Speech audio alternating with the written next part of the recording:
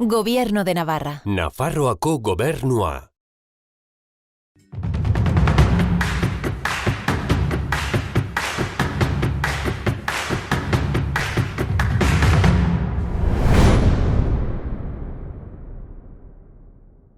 Kaixo guztioi eta ongi etorri berriz ere, herriz herrira.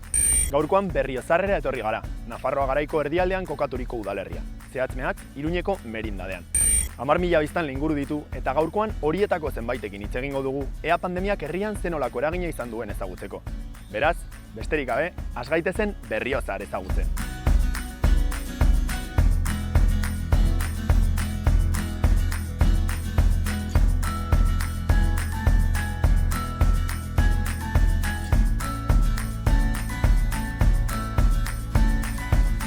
Etxeberria zutara? Bai, jauna. Kaixo. Pablo Guillen, Sapa Telebistakoa. Plazer bat, Mikel, eta mila esker zure denboraren zatitxo bat guretzat ateratzeko. Osatze dut lanpetuta ibiliko zarela. Bai, Mikel Etxeberria, Berriozarko udaleko zinegotzia. Zinegotzia, bai. Zenbat denbora daramazu zinegotzi bezala, Mikel? Legislatura hau, 2 urte daramaguna, 2 urte. 2 urte, osea, que pandemia tuta zitenetik, da? Bai, eta gero... Sartu eta da... Venga, kudeaketa berri bat. Oso lanpetuta pandemiarekin eta, Mikel, edo... Bai, dago zerekin. Bai, zera, zenbat talde edo ze talde politiko zaudeten Berriozarko udalean? Hemen gaude, H Bildu, Navarra Suma, PSN eta Ezkerra Podemos. Orain, alkatetzan oraintxe bertan H Bildu dago, ezta? H Bildu dauka, bai. Aha, perfecto. Ba, Mikel, iruditzen zaizu barrura bago hasta galderatxo batzuk egiten baiz? Bai, jauna. Zuk esango. Zure etxean zaude. Bai, mila esker.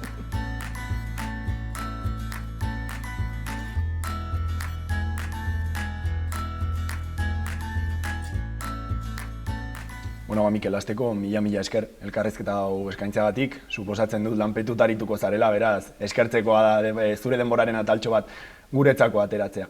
Esan dizugun bezala, herriz herri programaren aurtengo gaia da, ea pandemiak herrietan, kasu honetan Berriozarren, zenolako eragina izan duen. Zuri galdera hauek udal perspektiba batetik, zehatz-mehatz zinegotzi perspektiba batetik egingo dizkizugu. Egin edizuan lehenengo galdera, Mikel, da, ea pandemiak Berriozarren zenolako eragina izan duen. Zenolako intzidentzia? Bai, hemen 1.300 kasu inguru izan dira, biztanlekoa 10.600 biztanlekoa dugu, eta orduan hori suposatzen du 10% izatea, hor gutxi gora bera ala izan da, ez? Kasu horietan ere, guk azpimarratu nahiko genuke, batez ere adibidez Usalanda, enpresa publikoa garbiketan ibiltzen den, eta hor ez dugu kasurik izan. Lehenengo lerroan egon den jendia ez dugu kasurik izan, udaletxean ez dugu kasurik izan, musika eskolan ez ditugu kasurik izan, eta orduan, eta izan diren kasuak ez dira bertan metatutakoak, baizik eta kanpotik ekarretakoa bikotea izan duela, eta orduan, igual, isolatu izan behar da personaren bat, edo horako kasuak izan dira. Beraz, horrek esan nahiko du gauzak ondo egin direla, ezta?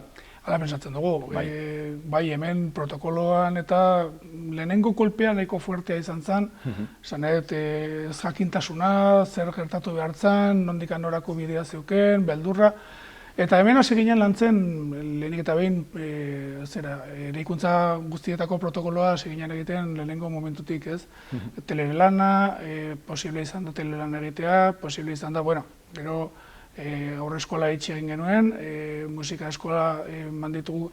Aurreskolan egin dira klaseak telematikoki, izan dira, bai,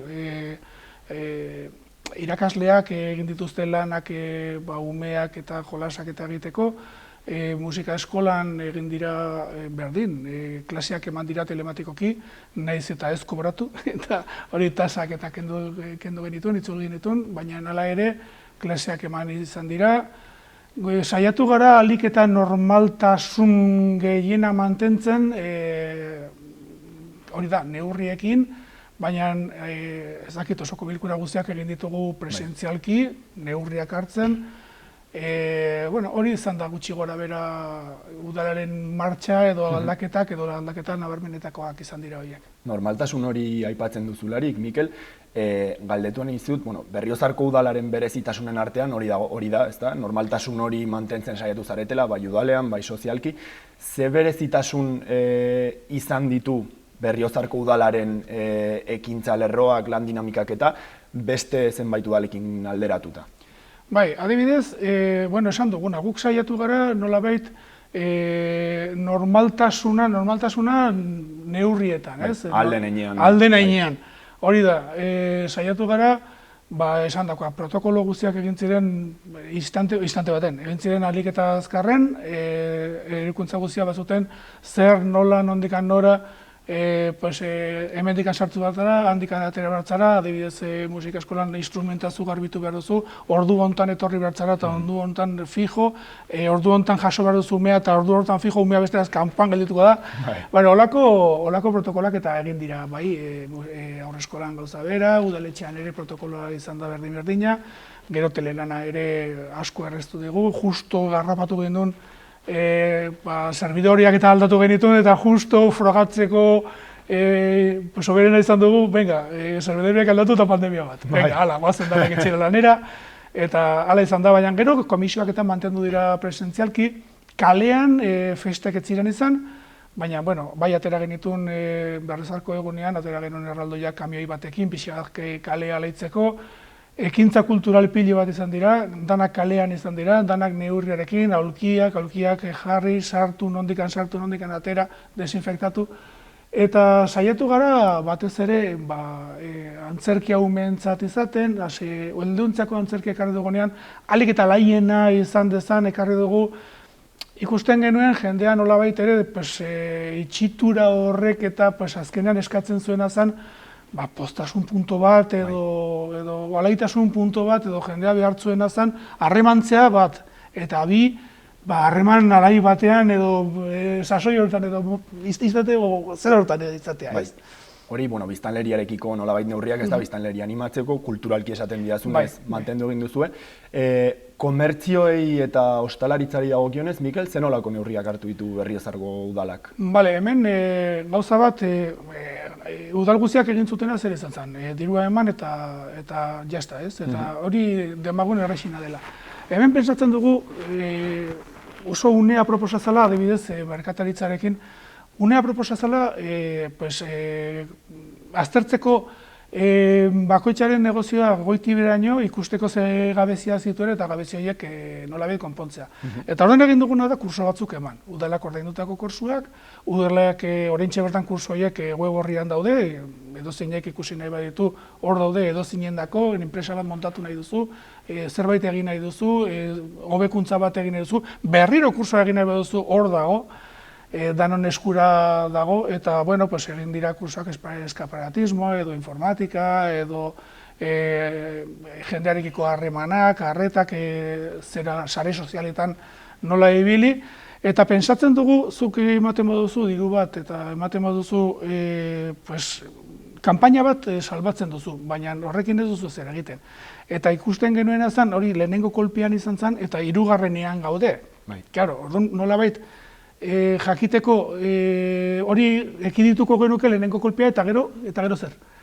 Eta kurso batzuk eta bakoitzaren lan eta aztertzen badugu, lortzen duguna da bizitza osorako ikasketak eramatea, eta hori ez da punto batean zuzentzen duen gauza da, baizik eta bizitza osorako ondo etorriko zaizun gauza bat izango dela. Ostalaritzarekin zer egin dugu, lurra eta ez diegu kobratu, utzi diegu terrazak eta jartzen, urte osoan ez diegu kobratuko lur publikoa erabiltzearena, bilerak izan genitu nahiekin, ikusteko, ahalik eta berdin zuen izateko, danak erosteko modelo berdinak, eta nolabait kalea eta ez izateko elkorraldela patxeka, baizik eta, txukuntasun batean, ez da osotara bete, baina baita ere izan dugu, bi gauzan artean, ezin izan dana esan da, udalak ez duela eskua jarri, edo ez duela lagundu jendea lan egin dezan, ez? Gero, zenbaitzuekin aztertu dugu bere negozioa ere bai, zer zan hobe, igual erten egotea laun bai izatea, baino rentabilitatea handiago izan zizatekeen. Asko luzatuko nitzake gaiunta, bai. Eta, Mikel, udal bezala nolakoa izan da esperientzia? Azken finean, egun batetik bestera, guztiz ez ezaguna zen zerbaiten kontra aritzea, ez da, denbora honetan zehar? Bai, hemen izan da, gainera ez da gauza programatu dezakezuna, baizik eta ibili bertzara nolabait asalto mata, eta izan bertzara nahiko azkarra bai erabakiak hartzen, baina bestalde, naiz eta erabakiak pentsatu egin dira. Ez da, golpe batean, gauzak egitera. Ez, eta gero uste dut asmatu egin dugula. Egin genuen diru subentzio bat, beti esanez, ezingo genuela errepikatu beste erakundeak egiten zutena. Eta duplizitate hori gero etorri da lege bat atzetik esanez hori ezin dela egin. Eta guk ikuspuntu hori ja hasieratik izan genuen. Eta beti pentsatu izan dugu, ez dela korrika eta presak egitea gauzak eta berzert eta baizik eta alderantziz, gauzak ondo pentsatu behar dira, ze eragina dauken eta zer den hobe eta buelta batzuk eman horri ere bai. Baina dena den erabakiak hartu dira azkarxean, protokoloak egin dira instante baten, adibidez. Eta, Mikel, alkatetzan EH Bildu dago oraintxe bertan, baino EH Bilduz gain beste talde batzuk daude udalean. Talde horien artean adostasuna egonda pandemian zehar edo esperientzia hori zen olakoa izan da? Bai, izan dugu, egin dira komisioa zerbait mahai gainean jartzen bagenuen, mahai gainera eraman da, komisioak egin dira espreski gauzontarako, adostasuna handia izan dugu hontan, danak bat egin dugu hori egia da, eskertu behar da taldeei ere laguntza hori, ez dugu oztoporik izan, hain zuzen oso lagungarria izan da. Talde guztiak ikusi dugu hemen beharra herria zala eta hori da lehenengoa kudeatu beharko genuena. Mikel, ikusten duan bezala, Berriozarren kasua berezia da, ez da, pandemiaren kudeaketan eta suposatzen dut biztanleriak ere eskertu izan duela, azkenean ekintza kulturalak eta mantentzea, laguntzak beste modu batean ematea eta.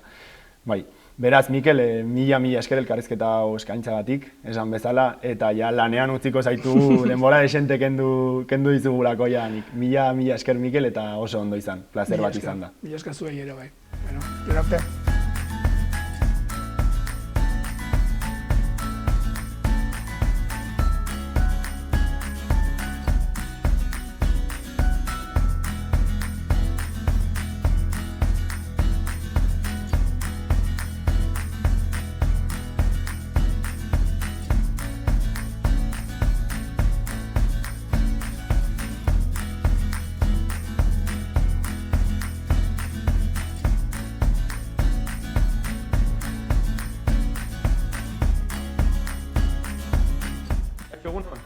Natalia, zuzara? Bai, ni naiz. Kaixo, Pablo Guillén naiz, Xaloa telebistakoa.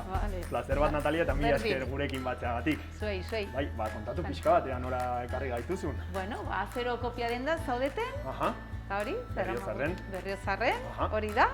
Zenbat denbora daramazu hemen? Azaroan ja egingo du 14 urte, ja. 14 urte, ja. Eta zenbat pertsona zaudete hemen?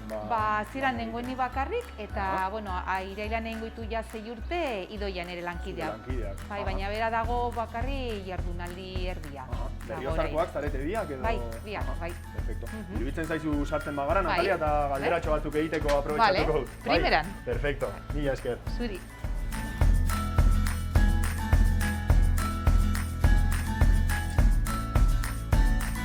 Bueno, Natalia, zure kopia dendan lasai gaudelarik, galderatxo batzuk egiteko aprobetxatuko dut. Esan dizugun bezala, herriz herri programaren aurtengo gaia da, pandemiak herrietan, kasu honetan Berriozarren, zenolako eragina izan duen, ezta? Zure kasuan, hemengo komertzio baten langile bezala egingo dizut galdeteria. Beraz, galdetu nahi dizudan lehenengo gauza, Natalia, da, ea pandemiak azero kopia dendaren kasuan zenolako eragina izan duen eta nola bizi izan duzuen zuek pandemia.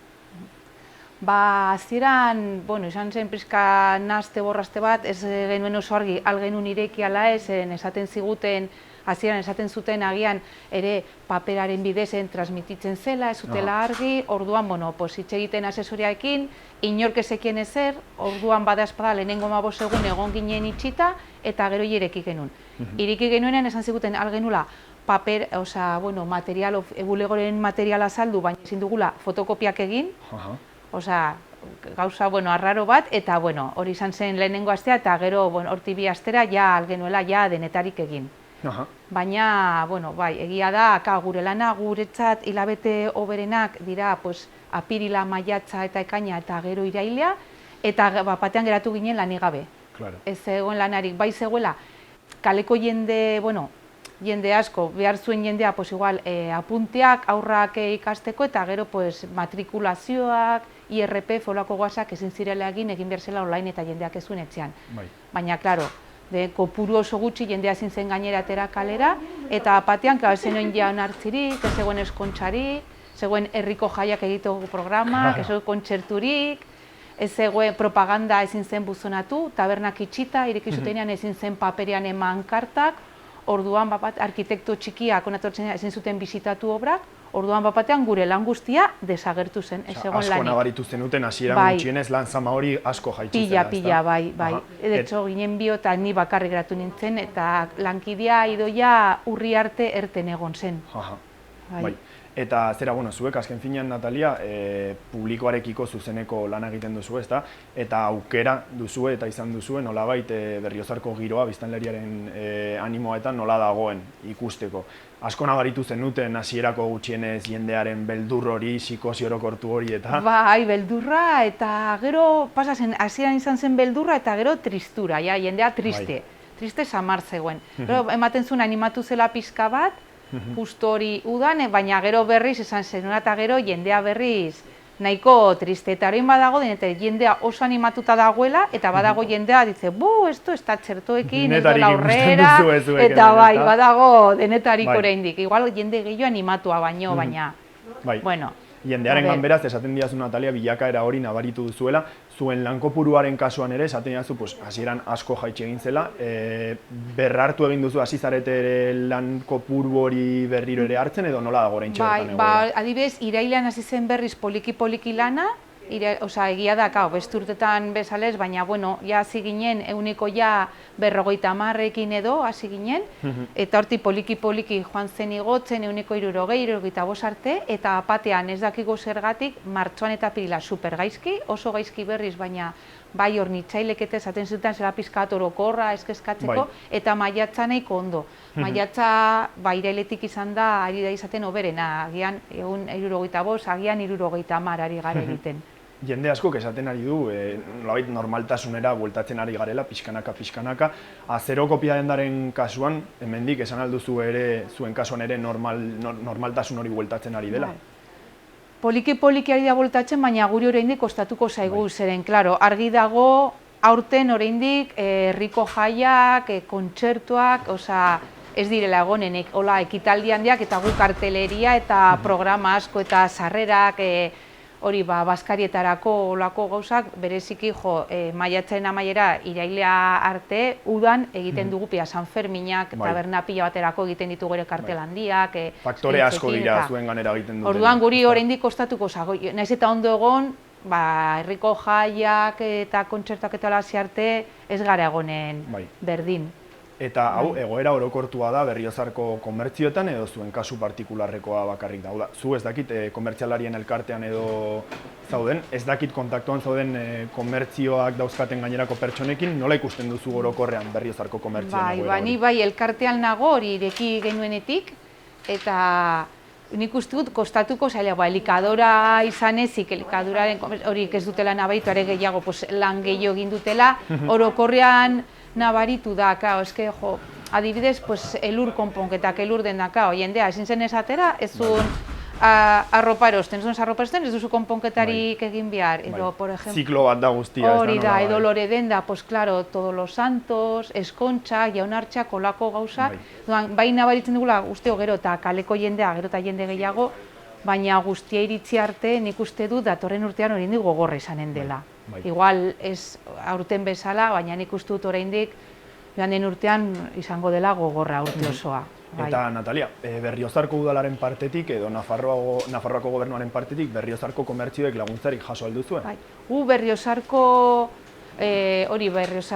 komertzioekin, izan zenez denbora gutxi, bazegoela aukerak itxita ez gero, itxita uste dut, zela adibidez baten bat gertatu da, hori dendaren baten bat hartu duela COVID, eta orduan baduzu laguntza, itxi behar baduzu hartu zula, ematen dizute laguntza, eta gero ez dut jaso zenean, baina bai egon genean, hasi ginen ekainean elkartzen udaletxearekin, eta egin genuen elkarrekin lan bat, aztertzeko nola zegoen egoera, zer alzen egin pixka bat bultzatzeko hori erosketak eta herrian egitea eta egin genuen elkarrekin kanpaina bat.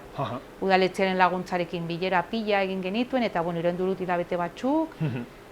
Nabaritu egin duzue, Natalia, pandemiaren ondorioz Berriozarko jendeak Berriozarren gehiago kontsumitzen duela edo ez duzu eraginik nabaritu? Nik esango nuke, ez jendera bolkatu dela asko. Ni hola hitz egiten beste komertzioekin, betiko bezeroak egon dira eta nik uste dut badagoela jendea igual hori online edo hartu duela itura, igual ez zuela hartu ditura, baina gero beste aldetik jendea hori ez duela gustuko nik uste dut boltatu dela gehiago eta nik uste hori beste komertzioetin hori hitz egiten jendea oso pozik Berriozarko jendearekin eta bolkatu da asko eta gainera hori udaletxeko kanpainarekin ere bono kanpaina edo horrelako zerbait egonda hemen ere edo? Egin zen kanpaina hori bultzatzeko komertzio lokala udaletxearekin, udan zehar eta gero ere elkartaritza komertzio egin zuten Iruñan bezala egiten zela bono batzuk hori horrezteko, egin zen hemen probatzeko beldurrarekin, agian egiten dugu gutxi, eaterako den eta ez genuen espero eta agortu ziren guztiak, amortu ziren oso azkar. Beraz, oso pozik amaitu genuen lan hartuta gero eta segurazki datorren urtean errepikatuko dugu bono gehiagokin eta... Aipatu duzu, Natalia, online, komertzioa. Galdetu nahi duzun ere horri buruz. Pandemia baino lehen, jadanik online komertzioak eragin asko izaten ari bazuen tokiko komertzioengan. Pandemia garaiarekin dakigunez etxetik atera ezinean eta online komertzioa asko handitu da. Zenolako eragina izaten ari du komertzio horrek tokiko komertzioengan? Nik uste dut ari dela mina egiten, honi hemen egia da horrela dendak adibidez, arropa erosteko edo loako gauzak ez daude horregatik ez nabitzen beste da gehiago, igual loren da gehiago agian zerbitzuak. Eta orduan zerbitzu izan den nabaritzen da gutxiago, baina guri adibidez gertatzen zitzaigun igual hori ezen jendea etortzen papereak eta hola erostera, zen, hartzen zuen online, baina gero adibidez gertatzen zen adibidez tinta kartutxoekin. Jendea zuten etortzen eta orduan internetek esonean topatzen orduan etortzen ziren hartzera, pentsatzen nuen, etorri lehenengo ona eta gero ez, eta gero hartu online ez bauzu topatzen. Baina jendeak egiten zuen alrebez, baina bueno. Bukatzeko, Natalia, galdetu nahi dizut guztiok dakigu tokiko komertzioek toki bakoitzarentzat daukaten garrantzia. Ze esango zenioke, zure kasuan, Berriozarko biztanleei baloratu dezaten benetan daukaten tokiko komertzioa? Ze esango zenieke? Animatzea nik uste dut hori dela erosketa zuzena, batzutan jendeak uste du dela askoz garestiago eta ni gure kasuan askotan gero etortzen da jendea eta prezio dela berdinak edo merkeago, zen azkenean tartean kentzen duzu, ordaindu behar duzu, por hacer la transferencia, por no sé qué, azkenean berdin, eta gero egin behar duzun, voltatu behar baduzu zerbait asko zerrazagoa, zen etortzen zara, voltatzen duzu eta eramaten duzu, eta nik uste dut orokorrean, saiatzen garela ondo atenditzen, nire gustatzen zait atenditzea, nire atenditzen, nire gustatzen zait ondo atenditzean, dudan saiatzen nire gustatzen zaian bezala, berdin egitea, eta orduan nik uste dut, eta gero bestaldetik ere nik uste dut dela ona guztion txatzen hori da, suposatzen da hori, lan gehiago dagoela ere herrian, bizi gehiago dagoela, bizia ematen du ez, eta gero azkenean ez dagoen eskaintzari, guztio joango gara uniformatuak, ez dagoen, ez? Espero ezagun hori ez gertatzea eta tokiko komertzioek betirako jarraitzea. Espero, Mila esker, Natalia, zure lantokira gonbidatzeagatik eta zure denboraren ataltxo bat guretzat ateratzeagatik. Zuei eta nahi duzuenean. Mila esker, Natalia, plazer bat izan da. Berdin.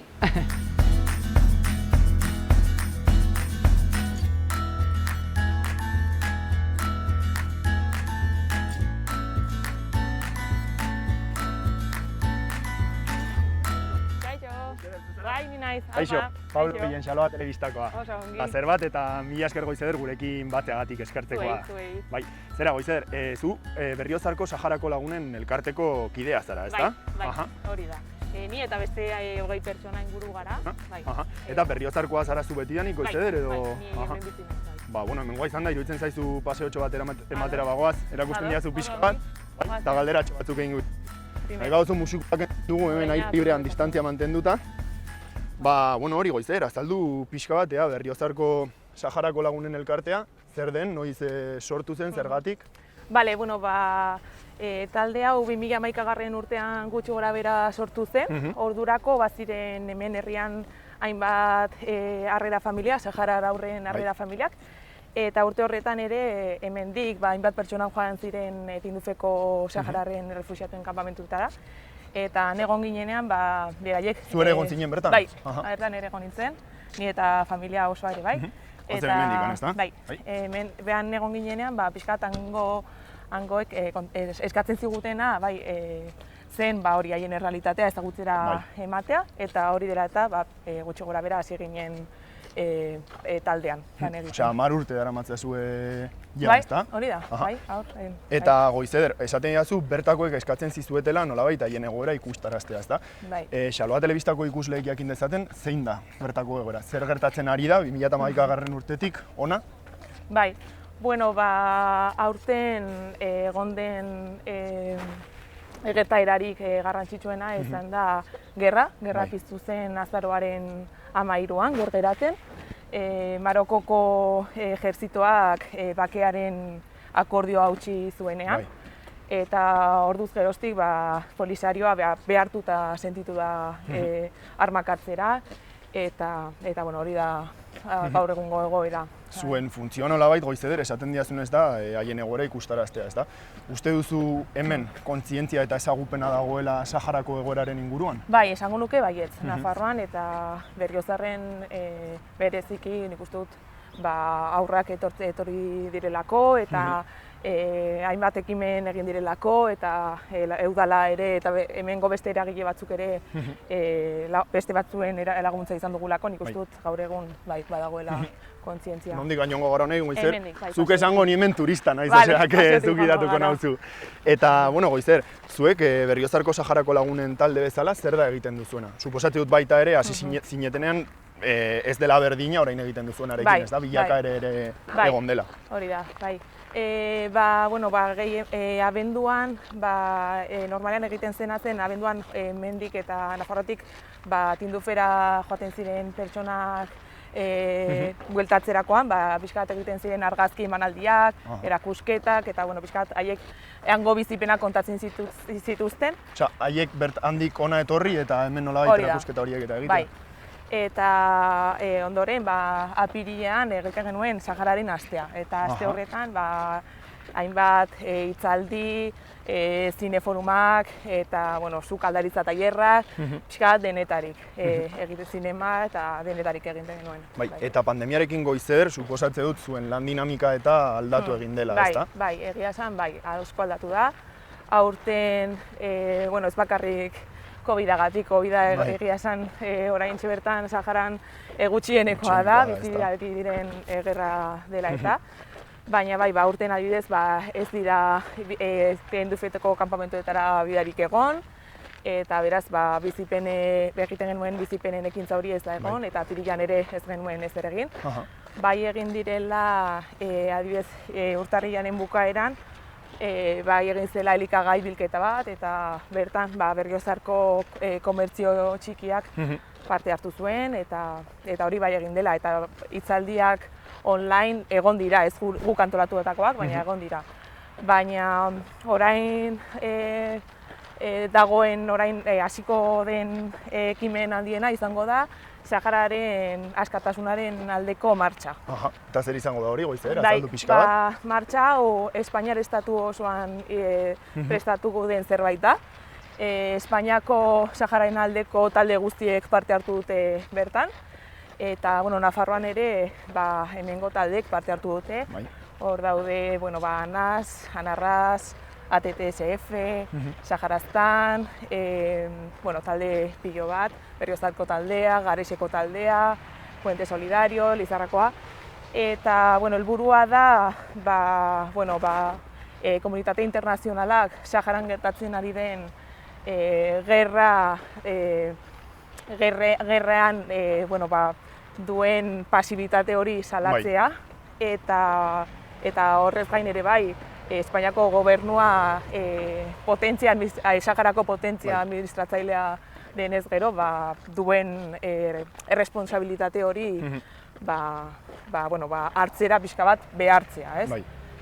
hori. Denbora honetan zehar, orain Espainiako gobernua aipatzen duzula, Goizeder, Espainiako gobernuak 2011 urtetik eta denbora guzti honetan zehar zenolako ekintzak egin ditu, erantzukizun horrekin bete du, pasibitate horrekin jarraitu du? Guztiz, pasibitate izan duen jarrera izan da pasiboa, joko doblea izan du, alde batetik Sahararrekin eta Marrokosekin, eta bueno, ikusten dugu, Marrokoko gobernuak, adibidez, egun hauetan feutan etortzen ari diren pertsona hauek, Marokok erabiltzen duen txantai bat da, Espainiar gobernua presionatzeko, eta hor ere badu zer ikusia Frente Polisarioko presidentea, Brahim Gali, Logroñora etorri zen, duela gutxi, COVID hartu zuelako, eta Marokoko gobernuari hori ez zitzaion bat ere gustatu, eta behin ere erabiltzen ditu pertsona egoera ahuletan dauden pertsonak, ez? Presioa egiteko, ez azkenan hori da bere estrategia, eta sistematikoki erabiltzen du errepresio hori. Aipatu berri duzu Goizeder, nolabait, Espainiar estatuak Sahararen egoerarekiko daukana erantzunkizuna, eta betetzen ez duen erantzunkizun hori, ezta? Erantzunkizun hori ez betetzeak Saharar herriarentzako ze nolako eragina dauka? Daramatzetela jada 56 urte batzuk refugiatu kanpamentuetan. Oztonalde okupatuetan bizi direnak egunero errepresio izugarria jasaten dutela, eta hor oso argi ikusten den kasu bat Sultana Jaiaren kasu bat da. Emakume hau bere etxean preso dago, duela 6 hilabete inguru bere ama eta bere ahizparekin, eta torturatu izan dute, eta Saharako ikasleek ere eskoletan ere tratu ezberdinak jasotzen dituzte, ezin dituzte hainbat karrera ikasi, eta errepresioa da izugarria. Horren inguruan galdetu nahi dizut Goizeder, azkenean gu nolabait kanpotik ikusi aldugu telebistan edo testimonio desberdinen partetik, baina zuzenean bertan egon zara eta bertako pertsonekin egon zara. Haiek nola bizi dute, ze kontatzen dizuete? Ni bakarrik Tindufen egon naiz, refugiatuen kanpamentuetan. Eta, zonalde okupatuetara joatea, beti izan da zaila, bertan egon diren kazetariak askotan kanporatuak izan dira, orduan oso informazio gutxi dugu bertan gertatzen ari denari buruz, eta horrez gain ere, hainbat komunikabideetan hori isilarazi egiten dute. Orduan zaila da jakitea, baina bertan bizi diren pertsonak esaten digutena da hori egoera oso zaila dela, bai zonalde okupatuetan bizi direnentzat errepresioa dela eta bai Tindufeko kanpamentuetan bizi direnentzat bizi baldintzak oso zailak direlako, eta orain gainera gizonezko gehienak eta emakumezko batzuk ere frontean daudelako. Orduan gure etxean egon zen neskarekin batez ere harreman handia dugu, eta berak kontatzen diguna da duten alde batetik beldurra, ez? Beldurra baien familiakoi zer gertatu dakieken, baina horrez gain ere beraiek esaten digutena da momentu honetan ikusten duten aukera bakarra gerra dela, tristea da, baina hola da, denbora asko egon dira itxaroten eta ez da ezer gertatu. Errepresioa da nagusi bertan, ez da? Hori da, bai, eta orduan ikusten duten aukera bakarra da hori. Gutxienez, naiz eta egoera horrelakoa izan da, bertako jendeak esperantza mantendu egiten du? Bai, nik uste dut baietz. Sahararrak egia esan esperantza handia daukate, eta eskerrak ere horrelakoak diren. Herri ausarta da. Herri ausarta da, eta pazientzia handiko pertsonak dira, eta nik uste dut horrek mantentzen dituela hain fuerte eta hain sendo. Esperantza mantenduta, espero dezagun egoerako bera egitea, ahalik eta laizterren, eta gobernuek eta haien papera betetzea, ez da? Hori delako haien funtzioa. Beraz, Goizeder, mila esker elkarrizketa eskaintzeagatik, eta berriozar pixka bat erakusteagatik. Hori da, eta mila esker egiten duzuen lan hain garrantzitsuarengatik. Plazer bat izan da, Goizeder, eta zorte hon. Mila esker. Aio, zaindu.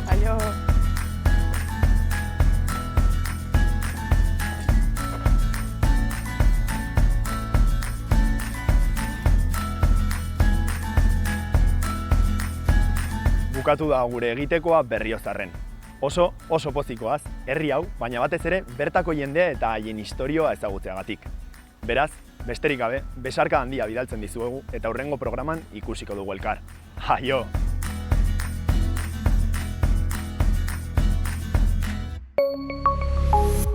Gobierno de Navarra. Nafarroako gobernua.